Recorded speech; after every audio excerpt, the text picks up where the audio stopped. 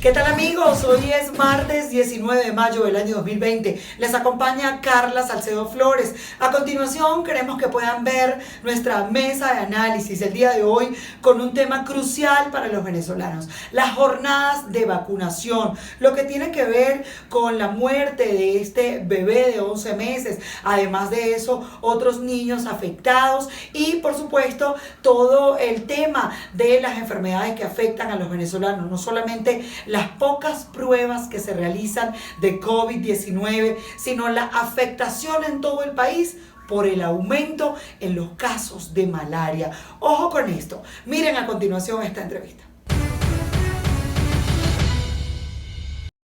Amigos de Impacto Venezuela, el día de hoy tenemos en nuestra mesa de análisis a la doctora Patricia Valenzuela. Ella es miembro de la Sociedad Venezolana de Infectología. Doctora, le saludamos. ¿Cómo está? Hola, buenos días. Muchísimas gracias por la invitación. Saludos a todos tu público, pues, los que te escuchan y te ven. Doctora, nos ocupa el día de hoy varios casos relacionados con las epidemias en Venezuela a propósito de esta pandemia que en el momento mantiene al mundo unido, pero también mantiene al mundo en sus casas. Esto no ha podido ser posible en Venezuela porque la gente en plena pandemia está buscando desesperadamente la comida, pero ha muerto un niño en Venezuela por un lote de vacunas que se colocaron. 90 niños resultaron vacunados por la gobernación de Miranda. 11 de ellos se mantienen en un estado, digamos, con reacciones adversas, pero uno de ellos falleció. Doctora, ¿qué decirle al mundo del sistema de vacunación venezolano? Bueno, lamentándolo mucho, pues sentimos profundamente el fallecimiento de este niño. Eso es lo primero que tenemos que decir. Esto no debe suceder. También pues tenemos que guardar la calma y esperar los resultados de la investigación de farmacovigilancia que se hace cuando hay presencia de eventos adversos en procesos de vacunación.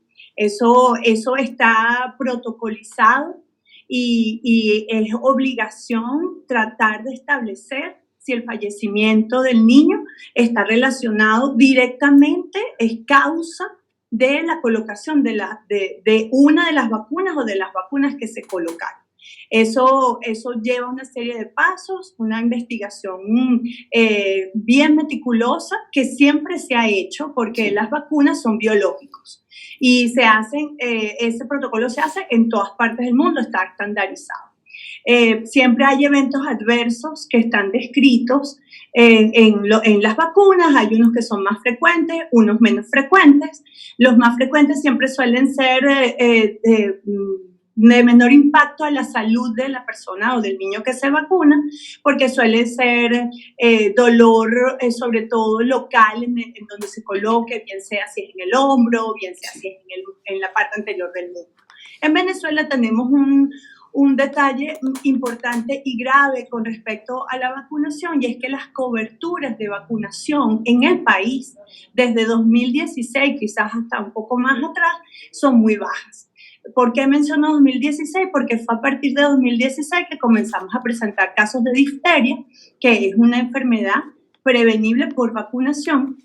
Posteriormente se sumó la aparición de sarampión después de que la Organización Panamericana de la Salud había declarado a las Américas como territorio libre de sarampión y rubiola, pues comenzaron a aparecer casos de sarampión en Venezuela. Esta también es una infección prevenible por vacuna. Sí. Entonces, tenemos pues varios posibles factores que generan esta disminución en la cobertura vacunal. Ahora, doctora, por ejemplo, perdone la interrupción, pero me llama la atención, las vacunas que están llegando a Venezuela o algún lote de vacunas que haya llegado, ¿vienen de Cuba? Bueno, eso es parte de la investigación que se está haciendo. ¿Por qué? Porque la información, por las características políticas de Venezuela, es una información que está muy reservada, que no a la cual no tenemos acceso.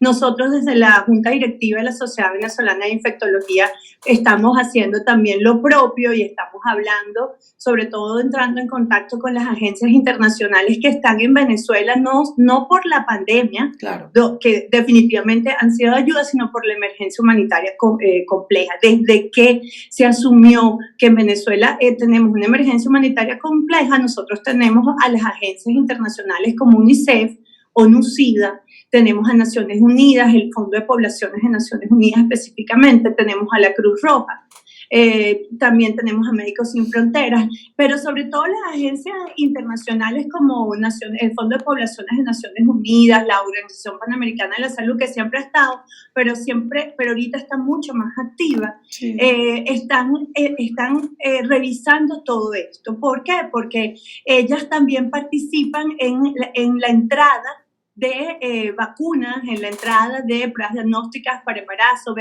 sífilis, VIH. Entonces, es un proceso que se está haciendo, es una investigación.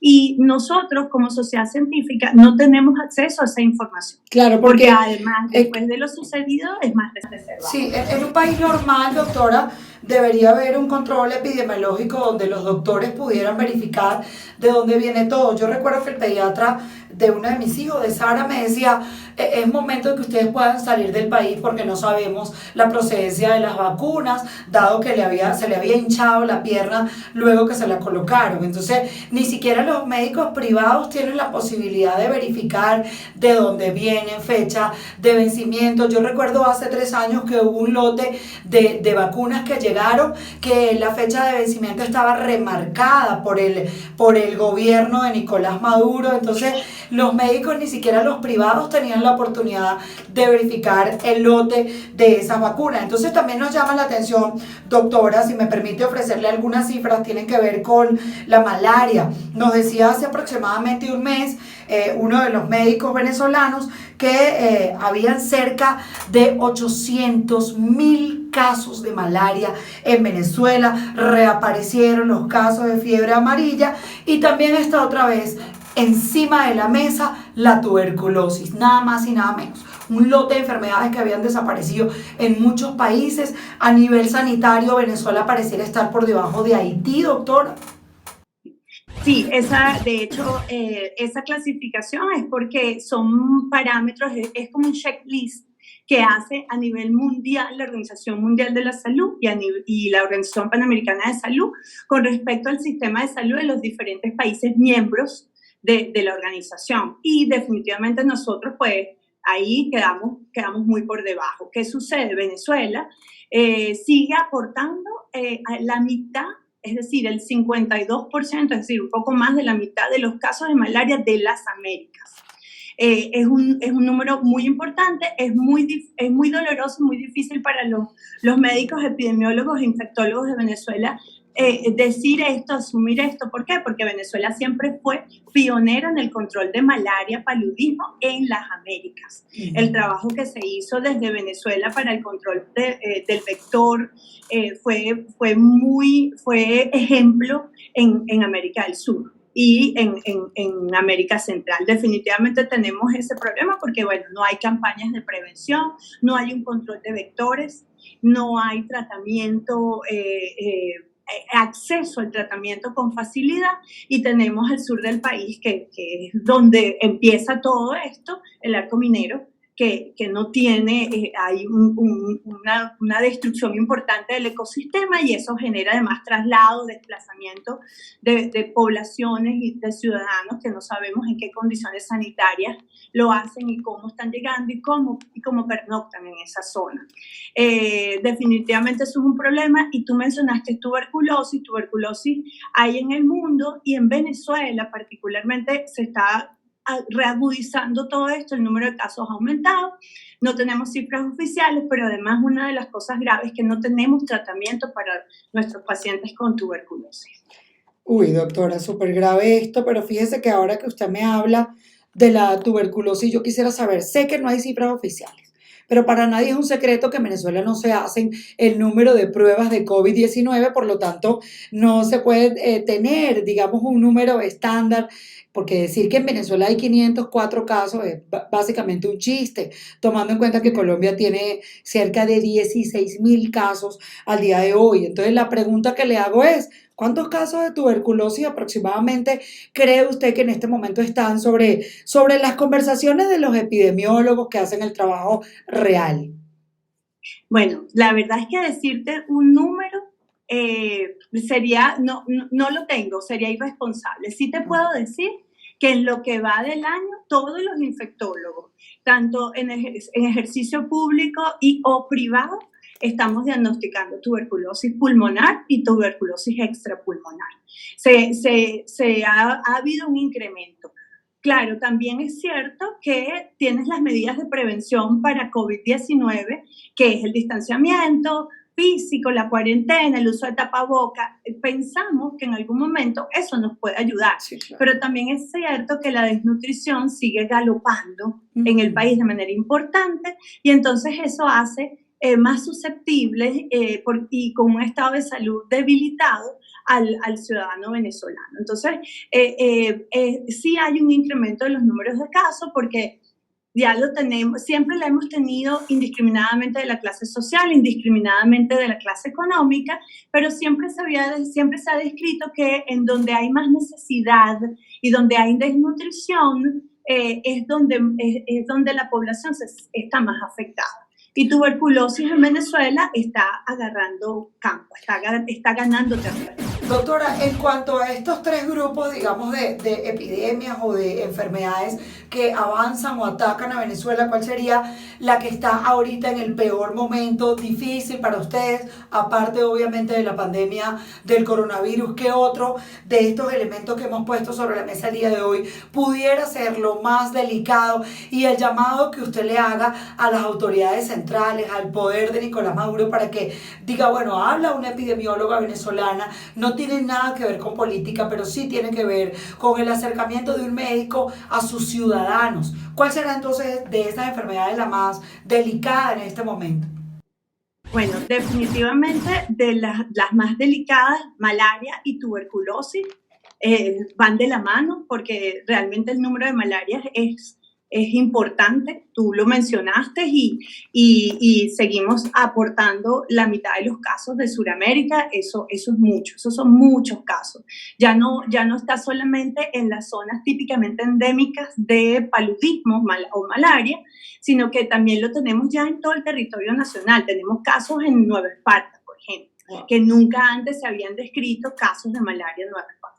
Y la tuberculosis, porque bueno, tenemos dificultades para hacer diagnóstico, hay dificultad para realizar PPD, hay dificultad para realizar las coloraciones especiales y los cultivos de Mycobacterium en tuberculosis y el tratamiento de tuberculosis. Realmente yo considero que estas son dos patologías infecciosas en donde hay que abocarse, sobre todo para medidas de higiene ambiental, saneamiento ambiental, pero además hay que educar al ciudadano y nosotros también tenemos que ayudar a mejorar el estado nutricional del venezolano, porque mientras tengamos presentando desnutrición crónica en aumento y desnutrición aguda en aumento, eso hace que nuestros habitantes sean aún más susceptibles, más sensibles para este tipo de enfermedades infecciosas. Sí,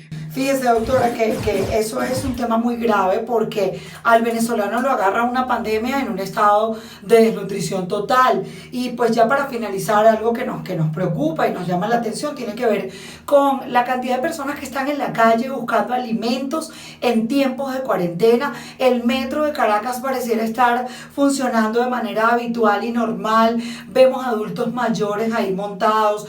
Vemos una situación totalmente grave tomando en cuenta que conversábamos hace poco con un epidemiólogo que nos decía que cerca del mes de agosto o septiembre el pico alto de coronavirus iba a llegar a Venezuela, pero es que nos angustia el número de pruebas que se están haciendo a diario. Es decir, no se están haciendo el número de pruebas correspondiente al COVID-19. ¿Qué reflexión hacemos sobre eso, doctora? Bueno, primero que definitivamente la manera de controlar la epidemia en tu país, en Venezuela, es mejorando la capacidad diagnóstica. Venezuela tiene el problema, por llamarlo de alguna manera, que solamente hay un laboratorio, que es el Instituto Nacional de Higiene Rafael Rangel en la Ciudad Universitaria, en Caracas, donde se hace el diagnóstico de PCR en tiempo real para el SARS-CoV-2 que produce el COVID-19. Eso ya complica la logística porque es un solo laboratorio para todo un país. Con 3 técnicos nada más, doctora. Además investigamos y tienen solo 3 técnicos. Es decir, Venezuela cuenta con 3 técnicos para hacer las pruebas de 30 millones de habitantes. Exactamente, 30 millones de habitantes que obviamente están además en sitios remotos, sí, claro, donde no hay transporte. O sea, realmente hay un problema severo, no hay gasolina. Eso es algo que definitivamente hay que mejorar. ¿Qué sucede? Que tienes la cuarentena que nos ha ayudado a aplanar la curva. Es cierto, el venezolano ha hecho lo que le corresponde, que es quedarse en casa, tratar de cuidarse. Los que se ven obligados a salir es porque viven de la economía informal, del día a día. No debemos olvidar, nosotros tenemos muchos viejitos, muchos ancianos de la tercera edad solos, porque han emigrado sus nietos, los hijos, entonces están solitos. Y por más que uno trata de el vecino ayudar y estar pendiente, no es fácil hacerlo. Entonces el anciano de la tercera edad se ve obligado a salir a buscar sus medicinas, a buscar su alimento, con lo poco que tenga. Entonces es un llamado a la conciencia, a la solidaridad, a la empatía, porque COVID-19 le puede dar a cualquier persona, de cualquier edad, de cualquier clase social. ¿Y qué pasa? Tenemos el metro que está funcionando, pero es que no hay gasolina, entonces el transporte público terrestre no puede salir, y tienes el metro, sin embargo lo tienes restringido, piden un salvoconducto que implica una burocracia en papeles y qué sé yo cuántas cosas más. Entonces el distanciamiento físico se hace difícil. Es una tarea compleja en Venezuela, porque si bien el venezolano trata de poner su parte, de cuidarse del distanciamiento, conseguir un tapaboca, confeccionar un tapaboca, una mascarilla,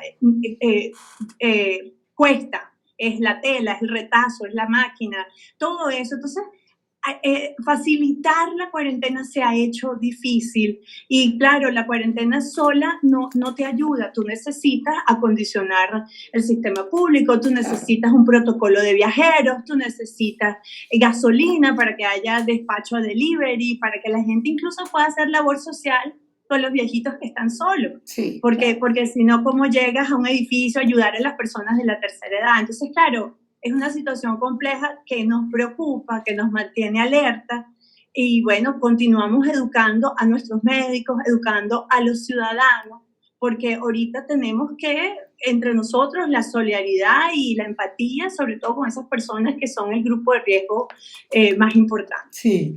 Bueno, doctora, le damos las gracias por habernos acompañado. Muy admirable la labor que están realizando en Venezuela ustedes, los médicos, dignos de aplaudirlos de pie, porque sé que muchas veces no tienen ni siquiera gasolina para movilizarse hasta los hospitales, enfermeras que sabemos que están caminando en la avenida Francisco de Miranda para llegar al hospital de Petare, se encuentran con situaciones ustedes donde quizás llegan a sus centros de salud y no hay tapabocas, tampoco hay alcohol, no hay gasas. Son definitivamente los héroes del mundo, y pues obviamente para nosotros los venezolanos nos quitamos el sombrero delante de la labor tan loable, humana que ustedes están desarrollando. Así que mi admiración eterna desde acá, nuestros micrófonos abiertos siempre para que ustedes puedan exponer algo tan importante como es denunciar este sistema de salud venezolano que está por debajo de Haití. Quisiéramos que estuviera por encima de Estados Unidos, quisiéramos que tuviera un nivel superior, pero por ahora nos queda la denuncia para lograr que esos ojos del mundo puedan voltear precisamente hacia Venezuela. Le damos las gracias, doctora Patricia Valenzuela. Feliz tarde. Igualmente, gracias. Amigos, escuchaban ustedes a Patricia Valenzuela, ella es miembro de la Sociedad Venezolana de Infectología en este tema tan crucial para Venezuela. 54% de los casos de malaria son los que aporta Venezuela a toda Latinoamérica, casi la mitad. Hablamos de 800.000 casos que se han registrado, también ha vuelto la fiebre amarilla y lo que es más importante aún, Venezuela no tiene tratamiento para la tuberculosis. Impactante estos testimonios, estas declaraciones que nos ha podido dar el día de hoy la doctora Patricia Valenzuela, quien además pues obviamente como cada uno de los médicos venezolanos en estos momentos se encuentra muy preocupada porque se sabe que hay un solo sitio en toda Venezuela donde se realiza la prueba, digamos, pública para descartar el coronavirus. Son 3 técnicos en todo el país que tiene el Instituto Nacional de Higiene y por eso pues obviamente ponemos sobre la mesa de análisis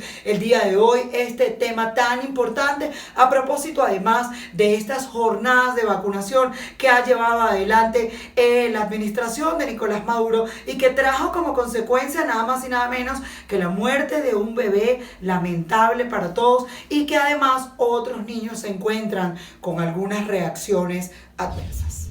Y el diputado venezolano José Manuel Olivares anunció que el régimen de Nicolás Maduro ha omitido muertes por COVID-19 en todo el tiempo de esta pandemia. Escuchen esto. Venezuela sigue siendo el país que menos prueba tipo PCR hace en América Latina. A pesar de las reiteradas mentiras de Jorge Rodríguez, de Delcy Rodríguez y Nicolás Maduro, Venezuela hoy es el país menos eficiente en el diagnóstico del COVID-19. El tiempo promedio que debe esperarse en el interior de Venezuela para recibir el resultado de la prueba va de 12 a 14 días, 2 semanas para recibir un diagnóstico de COVID-19 fuera de la ciudad de Caracas. Pero en esta oportunidad, del impacto de este mal manejo de la crisis, del uso policial y reiterado de mentiras de la crisis, es el fallecimiento de 4 venezolanos. Hoy en este seguimiento, en este trabajo de responsabilidad, de información e investigación, debemos anunciar la lamentable pérdida y dolor de 4 familias. El 8 de mayo fallece en el Hospital Universitario de los Andes un venezolano que luego el 14 de mayo recibiera post-mortem la prueba tipo PCR positiva. El 10 de mayo, en el Hospital Luis Racetti de Barinas, lamentablemente una mujer embarazada pierde su vida. Luego de múltiples pruebas rápidas negativas, recibe post-mortem la prueba tipo PCR positiva. Lamentablemente, continúan las malas noticias el 16 de mayo, nuevamente en el Hospital Universitario de los Andes, con la muerte de otro venezolano con prueba rápida positiva. El 16 de mayo, un joven, un niño de 14 años, pierde su vida en el estado Apure, en el Hospital Pablo Acosta Ortiz, con prueba tipo PCR positiva. 2 casos más se encuentran o fallecieron en el Hospital Universitario de los Andes, uno de Zulia, de Río Negro, estado Zulia, otro de Bailadores, ambos a la espera de la prueba tipo PCR positiva. No nos queda más que seguir adelante, que seguir estando monitoreando con nuestra red de médicos y de denunciar la muerte de estos venezolanos que han sido omitidas por Nicolás Maduro y que lamentablemente enlutan hogares venezolanos, evidencian la mentira, el mal manejo de la crisis y un aumento del 40% de la mortalidad por COVID-19 en Venezuela. En el estado Carabobo, miles de familias sufren por no tener servicios públicos. Hablamos de una población que no tiene agua, que no tiene gas, que muy pocas veces tiene luz, pero a todo eso se le suma la falta de internet, por lo cual obviamente los niños no pueden hacer actividades escolares. Es un informe de nuestro corresponsal en el estado Carabobo, Ignacio Yaguare. Los vecinos expresaron que tienen mes y medio sin internet ni telefonía fija. Las denuncias, reportes y cartas entregadas ante el Estatal de Comunicaciones CanTV no han sido respondidas. Y los vecinos realizamos una carta y la firmamos entre la mayoría de los afectados y se la hicimos llegar para que tuvieran conocimiento de la falla y de la afectación que presenta la zona. Desde esa fecha hemos hecho la solicitud a CanTV por distintos medios y no hemos obtenido ninguna respuesta. Que nos digan qué es lo que necesitan, qué es lo que hace falta para corregir dicha avería, pero estamos en espera de eso. Para los que tienen niños, el drama es aún mayor. Dicen tener retrasos en la entrega de tareas escolares, mientras que las nuevas clases vía web no las han podido visualizar. mes y medio y yo con las tareas acumuladas no hemos podido hacerle el envío como debe ser a la docente, no puedo descargar los videos para que el niño vea las nuevas clases que están dando, o sea, tenemos un atraso total, todo por situación país más falta de servicio, no tenemos servicios, no le hacen mantenimiento, ¿cómo Carrizo nos van a apoyar si no nos ayudan con lo básico? Los afectados piden una pronta solución, pues debido a la cuarentena, este servicio representa la única vía de comunicación con sus familias dentro y fuera del país. Desde el estado Carabobo, Ignacio Yaguare, Somos Impacto Venezuela. Gracias, Ignacio, por tu reporte. Y la falta de gasolina no solamente afecta a los conductores tradicionales, también está de alguna manera golpeando a quienes recogen la basura en el oriente venezolano. Ellos deben pasar hasta 12 horas haciendo largas filas para surtir solamente 20 litros de combustible. Esto no les alcanza para cubrir todas las rutas que tienen ellos. A esta hora hacemos un contacto con nuestro compañero Jesús Albino. Jesús, cuéntanos. Gracias, Carla. El contacto lo establecemos desde el oriente de Venezuela, específicamente desde el estado Anzoátegui, para informar una situación bastante peculiar y que tal vez para algunas personas no es importante, pero podría generar situaciones de insalubridad en medio de esta pandemia en Venezuela. Y es que los prestadores de servicio de aseo urbano, los que recogen los desechos sólidos en las ciudades, están denunciando que tienen dificultad para adquirir combustible. Escuchemos parte de sus declaraciones. El chofer del camión de la unidad, el número 2 del volteo. Mi ruta es la avenida, la Plaza Bolívar. Yo quiero que me den un apoyo cuando el camión que consume más gasoil y quedo sin gasoil. Yo soy el chofer de la unidad 869. Ahorita, bueno, estamos un poquito atrasados con la calle Falcón, calle 11, calle 12, la Cajigal, en vista de que no tenemos el gasoil pues, para continuar trabajando. Y los fines de semana nos dirigimos a los sectores, lo cual hoy sábado voy al Progreso porque está sumamente atrasado, ya tiene casi un mes que nos vamos para allá y sacaron la basura. Entonces los vecinos del sector están pidiendo esa colaboración, así nosotros también queremos que la Guardia Nacional pues nos presta de apoyo, nos preste el apoyo para nosotros poder salir a trabajar.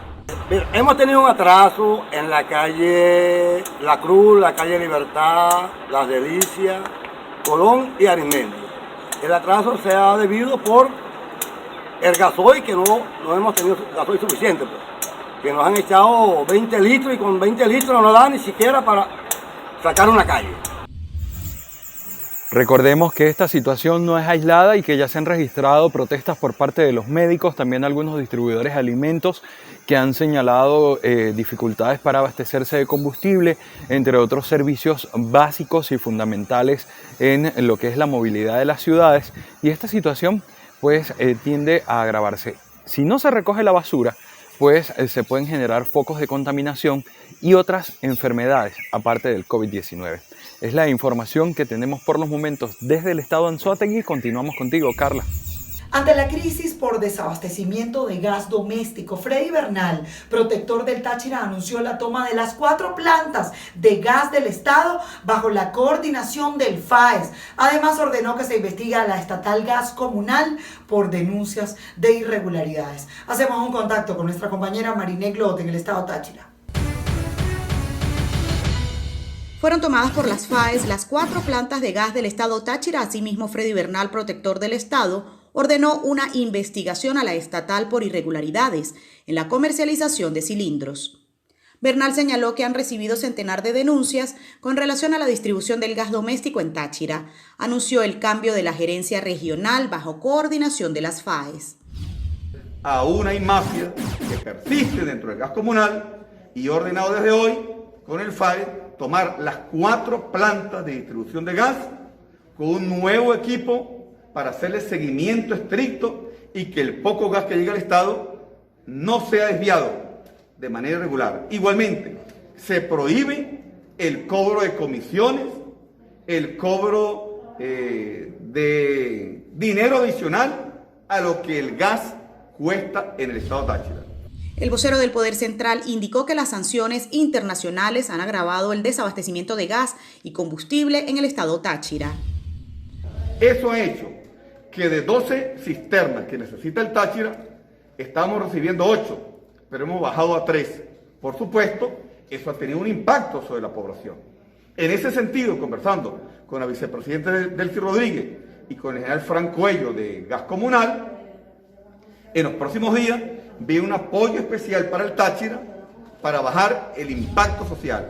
Advirtió que caerá todo el peso de la ley en aquel funcionario de gas comunal que incurra en delitos contra el usuario. En Táchira, Marine Glot, somos Impacto Venezuela.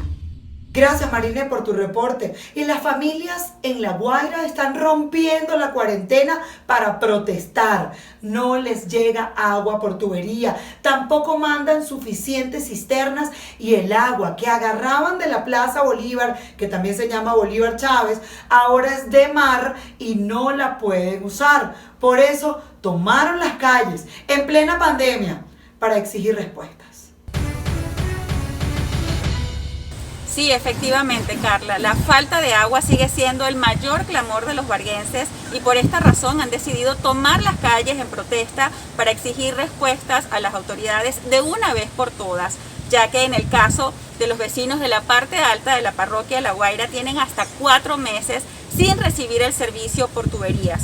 Una de las vecinas contó que solían acudir a la Plaza Bolívar Chávez a tomar agua de uno de los tanques de la zona. Sin embargo, ahora esta agua es salada, razón por la cual ya no puede ser utilizada para sus quehaceres diarios.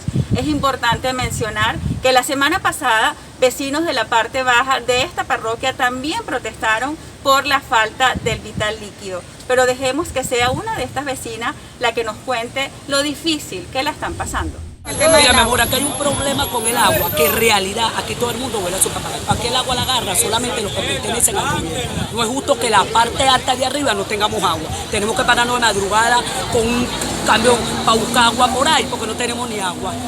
No puede ser. Entonces, la solución es que nos llenen el tanque que tenemos arriba y nos bombeen agua para abajo. Eso es lo que estamos buscando. No estamos buscando, aquí no se busca maltrato, aquí no se puede pegarle a nadie porque acá hay que estar resuelto con lo suyo. Eso es lo que está pasando aquí. ¿Cuántos meses tienen sin agua? No tenemos más de 4 meses sin agua. Entonces la idea no es la idea.